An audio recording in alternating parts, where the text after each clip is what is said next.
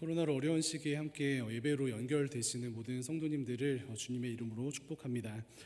12월을 시작하는 첫날인데요. 어떻게 보면 한 해를 이제 마무리하는 소위 카운트다운이 들어간 날이다라고도 이야기를 할 수 있습니다. 2021년이 정말 쏜살같이 지나갔는데요. 이 연말을 이제 맞이하시면서 성도님들의 마음은 어떠십니까? 감사한 마음으로 한 해를 마무리하고 계신가요? 아니면은 조금 답답한 심경을 가지고 한 해를 마무리하십니까?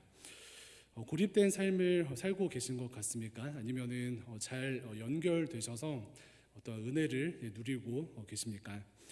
그래서 연말에 이렇게 마음을 저희가 이제 체크를 하고 아무쪼록 하나님께서 주시는 기쁨과 또 평안을 누리시면서 한 해를 잘 마무리하시는 성도님들 되시기를 축복합니다.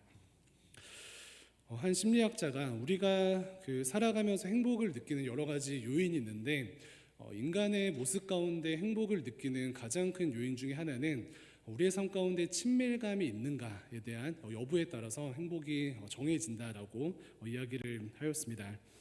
저도 짧은 36년의 삶을 돌아보니까 삶 속에서 행복했던 때는 돌아보면은 속한 곳에서 친밀감이 있었을 때 그때 행복감을 느꼈던 것 같습니다.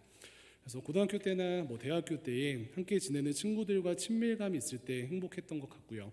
교회 안에서도 마찬가지인데 청년의 때에 또 지금 교육자로서 교회 안에 있을 때에 다른 것이 아닌 친밀감을 누릴 때 행복을 누리고 또 행복을 소유한 그러한 삶을 살아왔던 것 같습니다. 함께 예배드리시는 성도님과 또 성도님들과 연결되신 모든 분들께서 이 대강교회 안에서 친밀감을 누리시기를 주님의 이름으로 축복합니다. 그런데 오늘 본문 말씀은 이 친밀감을 극대화해주는 그러한 방법을 제시합니다. 먼저는 오늘 말씀을 보니까 내가 다른 사람들을 용납할 때 친밀감을 누리는 삶으로 들어간다라는 그런 메시지를 주십니다. 오늘 본문 말씀에서 사람들이 어린 아이들을 예수님께 데리고 와서 축복받기를 원하는 그러한 장면이 등장을 하는데요. 그런 가운데 제자들의 반응은 무엇입니까? 13절 하반절을 보니까 제자들이 어린아이가 예수님께 오는 것을 막고요. 더 나아가서는 꾸짖기까지 합니다. 그랬더니 이 제자들을 보시면서 예수님께서 무엇이라고 말씀하시는가요? 14절 말씀 함께 읽어보도록 하겠습니다. 14절입니다. 시작. 예수께서 보시고 노하시어 이르시되 어린아이들이 내게 오는 것을 용납하고 금하지 말라. 하나님의 나라가 이런 자의 것이니라. 아멘. 제자들은 어린아이가 예수님께 오는 것을 막고 꾸짖기까지 하는데 예수님께서는 그러한 제자들을 보시고 화를 내십니다. 그리고 말씀하십니다. 어린아이들이 내게 오는 것을 용납하고 금하지 말라. 어린아이들이 내게 오는 것을 용납하고 금하지 말라라고 주님께서 말씀하십니다. 그래서 제자들에게 필요한 것은 무엇이었습니까? 바로 용납하고 허용하는 태도가 필요하였습니다. 어린아이가 오는 것을 용납하고요. 또 어린아이를 허용하는 태도가 필요하였습니다.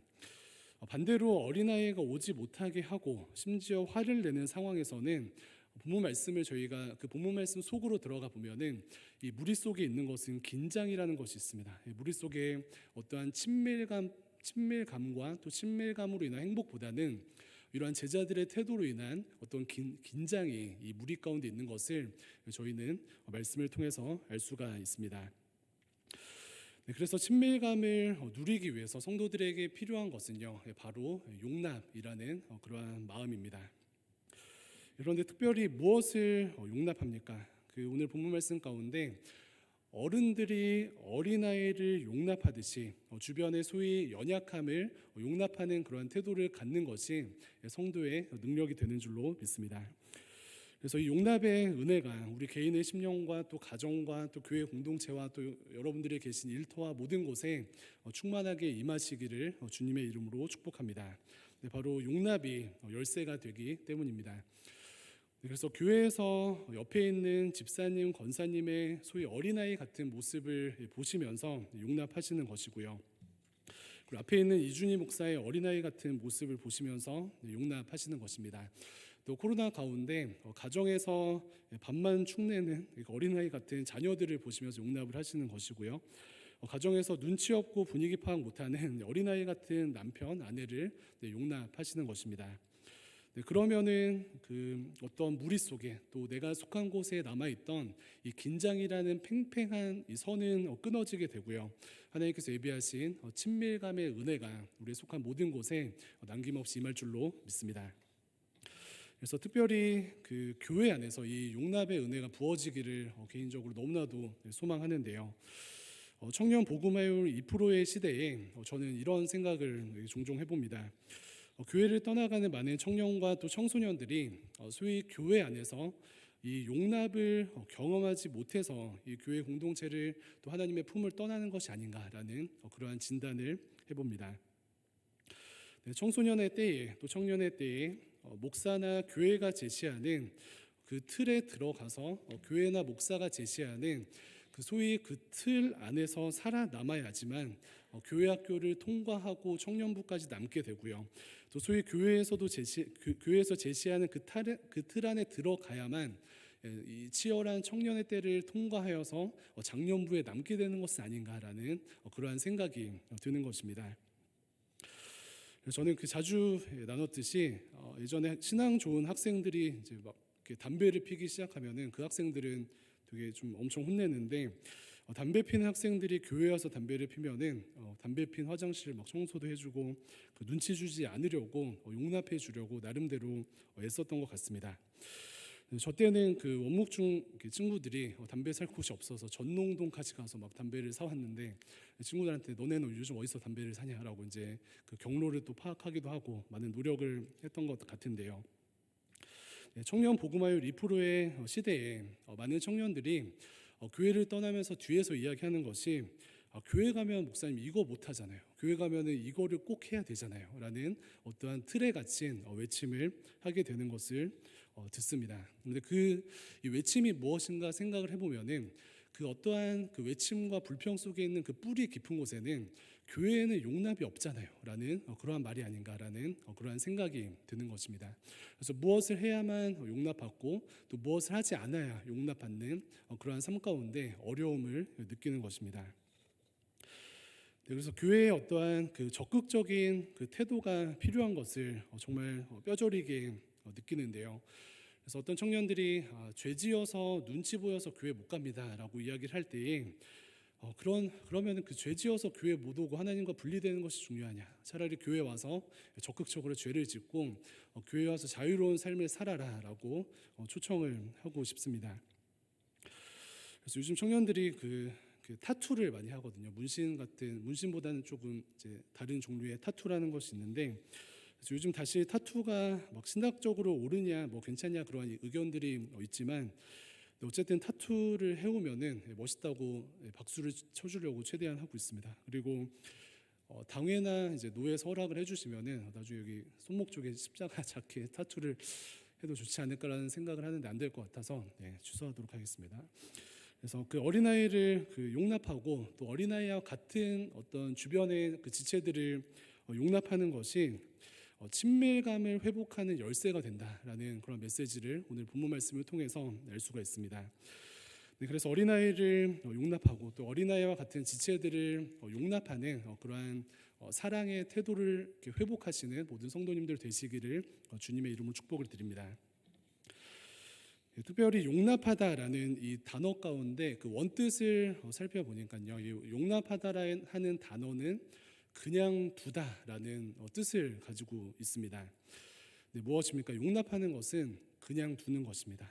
지체들의 연약함을 그냥 두는 것입니다. 그렇다면 용납하다의 반대는 무엇이 될까요? 용납하다는 그냥 두는 것인데 용납하다의 반대는 그냥 두지를 않는 것입니다. 그래서 우리의 삶 가운데 자녀들도 그렇고 주변의 성도들도 그렇고 남편에게도 그렇고 아내에게도 그렇고 직장 동료들에게도 그렇고 사실 저희들은 우리가 가지고 있는 여러 가지 교만과 혹은 두려움 때문에 주변을 그냥 두질 않습니다. 그런데 용납은 그냥 두는 삶을 적극적으로 살아내는 삶이 용납하는 삶이다라고 성경은 이야기하고요. 그러한 삶을 적극적으로 살아갈 때에 역설적이게도 우리의 삶은 회복되고 우리의 삶 가운데 주님께서 예비하신 참된 샬롬이 임하게 된다라고 주님께서 말씀하십니다. 저도 그 잔소리 그 대마왕인데요. 그 언제부턴가는 오늘 그 본문 말씀에서 용납이 그 의미하는 그냥 두는 어떤 주변을 그냥 두는 삶을 연습하기 시작했습니다. 그런데 이러한 삶의 훈련이 어떻게 시작이 되었는가 여러 가지 좀 요인들을 진단을 해보니까 그 사업가 그 백종원 씨를 보면서 주변을 그냥 두는 훈련이 시작된 것 같습니다. 무슨 말이냐면은 이 백종원 씨는 우리나라에서 어떻게 보면 제일 성공한 이제 사업가 중에 한 분이신데 골목 식당이나 여러 가지 솔루션을 주는 그 프로그램들을 보면은 사업을 막 시작하시는 분들이 백종원 씨의 말을 듣지를 않는 거예요. 소위 지 고집대로 장사를 하시는 것입니다. 그리고 백종원 씨의 말을 이렇게 듣고 수용하고 그것 가운데 적용을 하신 분들은 장사가 잘 되고 소위 사업이 대박이 나는 그런 일들을 보게 되는데요. 그런데 이러한 어떤 일련의 과정들을 보면서 한 분이 SNS에 여러분 주변 사람들이 그 변화되지 않는다고 열받지 마세요. 세상 사람들은 백종원 형 말도 안 듣습니다라고 글을 올렸습니다. 그런데 이 글을 보고 좀 이렇게 웃기기도 하지만 마음에 굉장한 어떤 샬롬이 임하게 되었습니다. 그런데 사실 어떻습니까? 백종원 씨뿐만 아니라 우리 스스로도 그렇고요, 자녀들도 그렇고 우리 뭐 부모님이나 백종원 씨 말을 듣지 않는 정도가 아니라 대통령 말도 안 듣고 대통령도 이제 뒤에서 흉을 보기도 하고 심지어는 하나님 말씀도 듣지 않지 않습니까? 그래서 우리도 하나님 말씀도 안 듣는 그러한 연약한 삶을 살아가는데 그렇기 때문에 내 주변의 사람들이 내 말에 변화되지 않는다고 해서 화낼 이유가 없다라는 것입니다. 그래서 내가 사람들을 그냥 두지 못할 이유가 무엇인가, 용납하지 못할 이유가 무엇인가, 이 사실을 우리의 삶 가운데 초청하시면서 하나님께서 주신 평안과 기쁨을 누리시는 모든 성도님들 되시기를 축복합니다. 반면에 마가복음의 제자들은 어떻습니까? 오늘 본문 말씀뿐만 아니라 본문 앞부분에 보면은 제자들이 굉장히 그 세상적인 마음을 가지고 누가 크냐, 너가 크냐, 내가 크냐 이러면서 세상의 가치관을 가지고 어린아이와는 다른 높아지는 모습의 가치를 부여한 제자들의 모습을 발견하게 됩니다. 그러나 예수님은 다르셨죠. 어떻게 말씀하셨습니까? 어린아이를 용납하라, 어린아이를 용납하라라고 제자들에게 말씀하셨습니다. 그래서 예배 시간 가운데 어린아이를 용납하는 것 같이 우리의 삶 가운데 우리가 용납하지 않는 모든 이 세상의 부조리들과 혹은 연약함들을 예수 그리스도의 심정을 가지고 품고 용납하고 주변에 하나님의 샬롬이 임하게 하시는 축복의 통로로 서 계시기를 주님의 이름으로 축원을 드립니다. 그래서 오늘부터 어떻게 하십니까? 예배 딱 끝나시고 마음의 힘을 딱 푸시고요. 그리고 눈에는 이제 하트를 딱 장착하셔서 그러려니 그냥 두자. 그냥 두는 게 무엇인가? 그냥 두는 것이 용납의 스피릿인데 이것을 한번 실현해 보자라는 그러한 어떤 믿음을 가지고 승리하시기를 축복합니다. 이렇게 연습하시면요, 가정과 교회와 또 여러분들이 속한 모든 곳에 하나님 나라가 임할 줄로 믿습니다. 이러한 과정 가운데 사실 우리는 이것은 그냥 두는 것은 좀 무책임한 것이 아닌가라는 생각이 들 수도 있는데요. 그런데 사실은 곰곰이 생각을 해보면은 사람들은 우리들의 어떤 잔소리나 정죄가 없어서 변화되지 않는 것이 아니라 그 변화의 키는 우리 인간 스스로가 가지고 있습니다. 그래서 우리가 그냥 둔다고 해서 불안해할 것이 아니라 믿음으로 맡길 때에 하나님의 역사가 일어나고요. 그리고 또 적극적으로는 하나님 앞에서 우리가 자녀들을 좀 지나치게 그냥 두는 삶을 살아가시면은 하나님께서 놀라셔서 일하십니다. 아무것도 안 하네 이러면서 하나님께서 일하시고 하나님의 뜻을 이루실 줄로 믿습니다. 이처럼 남의 연약함을 용납하고 소위 용납의 열매인 그러려니 그냥 두자 이러한 삶을 살아갈 때에 내가 속한 곳의 긴장은 사라지게 되고요. 하나님께서 예비하신 이 친밀감으로 인하여서 행복이 임하게 될 줄로 믿습니다. 그런데 남의 연약함을 용납함과 동시에 두 번째로 우리에게 필요한 것은요, 용납하는 것에서 멈추지 아니하고 우리 자신도 하나님 앞에서 어린아이가 되는 것입니다. 우리 자신도 하나님과 또 사람들 앞에서 어린아이가 되는 것이 친밀함을 누리는 열쇠가 되는 것입니다.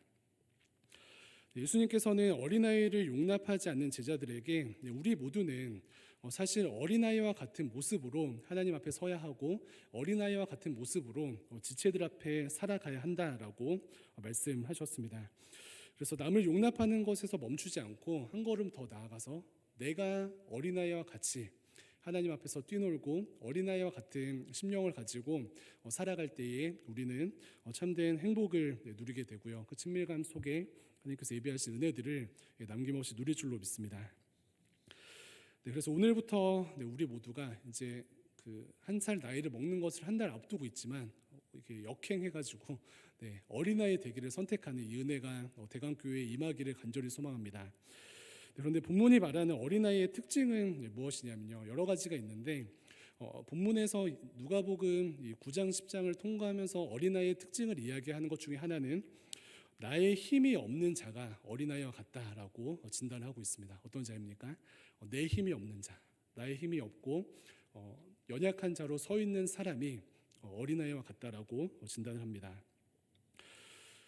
말씀 묵상하면서 이제 누가복음 9장과 10장과 앞뒤를 막 이렇게 전체적으로 묵상하면서 살펴보니까 다시 한번 어린아이에 대한 특징 중에 하나는 누가 데려와야 한다라는 그러한 특징을 가지고 있습니다. 어린아이는 누가 데려와야 하고 소위 자기의 힘으로는 어떤 것을 결정하거나 진행할 수 없는 그러한 존재인 것을 설명하는데요. 즉 나의 힘이 없는 자가 어린아이입니다. 그런데 나의 힘이 없는 자가 어린아이로서 하나님께서 예비하신 모든 은혜들을 누리게 되는 줄로 믿습니다. 나의 힘이 없으니 하나님께서 힘을 주시죠. 그리고 나의 힘이 없으니 그 어린아이가 속한 곳에 참된 그 친밀감과 사랑과 그 평안과 은혜가 터져 나오는 줄로 믿습니다. 그 최근에 전도법 중에 뭐 이렇게 굉장히 오피셜한 건 아닌데 그 유모차 전도라는 것이 있습니다. 농촌 같은 데서 이제 전도를 할 때에 어른들이 이제 전도지를 가지고 막 이렇게 돌진하시면은 막 이렇게 박대를 당하신대요. 그리고 전도지를 가지고 예수 믿으세요라고 돌진하면은 좀 이제 긴장이 있고 전도가 잘 안 되는데, 근데 유모차 전도가 무엇이냐면은 그 어르신들이 모여 계신 곳에 갓난아기가 이제 타고 있는 유모차를 먼저 들이밀면서 이제 대화를 시작하면은 샬롬이 임하고 친밀감 가운데 전도가 된다고 말씀하시는 것입니다. 그리고 좀 긴장하고 막 그 기독교를 경계하셨던 분들이 유모차가 먼저 밀려오니까 이제 긴장이 풀리고 막 이야기를 하시다가 전도지도 받고 본인의 삶도 이야기하시고 이런 열매들이 있다라는 것을 간증으로 듣게 되었습니다. 예배도 마찬가지인데요. 하나님 앞에서 어린아이와 같이 우리가 예배드리게 될 때에 하나님께서 예배하신 은혜가 임하게 되는 줄로 믿습니다. 그래서 어떤 교회에서는 이제 유초등부뿐만 아니라 뭐 교회학교뿐만 아니라 어른 그 예배에서도 율동을 하는 그런 교회들이 있는데 그 이유를 들어보니까 하나님 앞에서 어린아이와 같이 율동을 하기 시작할 때 우리의 마음에 친밀감이 생기고 또 힘을 얻고 참된 샬롬 가운데 긴장 없이 하나님의 말씀을 듣고 또 교제할 수 있는 은혜가 있다라는 그런 이야기를 듣게 되었습니다.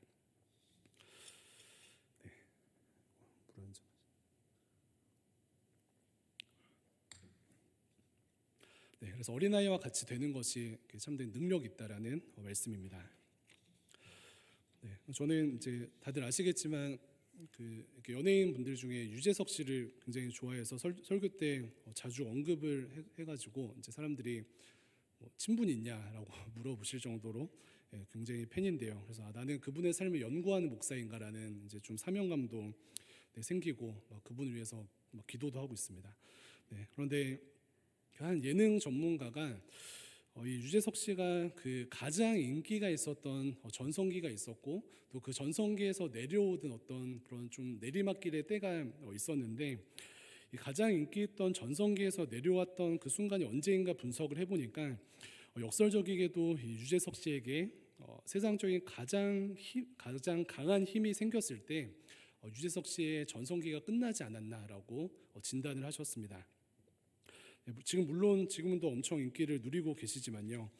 유재석 씨의 캐릭터를 보면은 유재석 씨가 예전에는 막 주변 멤버들에게 막 놀림당하고 막 무시당하고 좀 억울해하고 그럴 때에 그 TV를 보는 사람들이 긴장이 풀리고 같이 웃고 또 그 은혜를 누리고 막 이러한 이제 그 과정들이 있었습니다. 그런데 소위 그 인기가 높아지고 그 방송국에서 어떤 별명을 줬습니까? 유느님이라는 별명을 주었는데 유느님이라는 별명을 이렇게 듣게 되고 그때부터 힘이 생기고 나서는 이 관계 속의 친밀감은 긴장으로 변해서 무한도전이나 어떤 여러 가지 프로그램들이 막 그 이전에 사람들이 느꼈던 재미보다는 긴장과 조금 이 엄격한 그 분위기 속에서 좀 예전의 기쁨을 찾지 못하지 않았나라는 생각이 듭니다.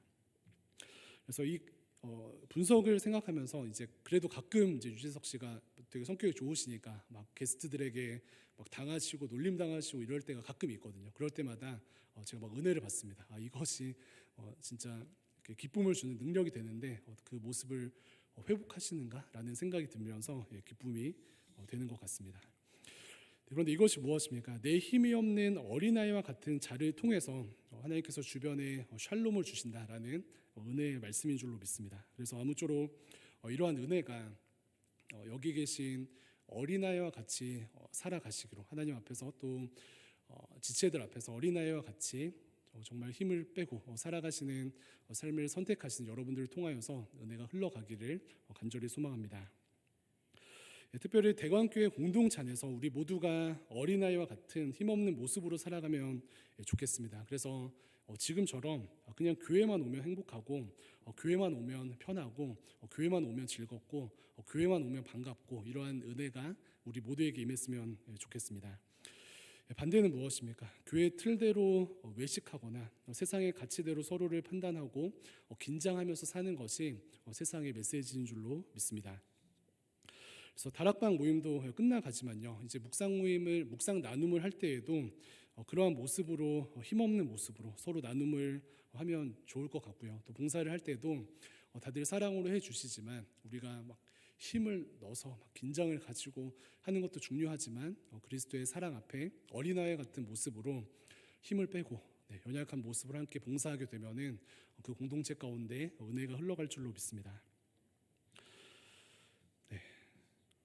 그래서 힘없는 연약한 모습, 은혜가 필요한 어린아이와 같은 모습으로 살아가면은 연말에 우리가 이제 위드 행사를 하게 되는데 더 이렇게 친밀하게 될 것 같고요.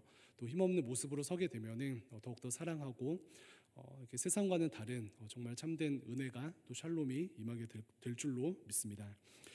가정에서도 어떻습니까? 가정에서 엄마 아빠가 그 아이들보다 더 힘없는 자가 되는 거예요. 그래서 아이들이 뭐 사춘기가 되었든 아니면 어른이 되었든 뭐 교회학교 아이든 우리 부모님들께서 어린 아이처럼 아이들보다 더 힘없는 자가 되면은 역설적이게도 아이들은 가정 가운데 평안을 누리고 행복을 찾게 될 것입니다.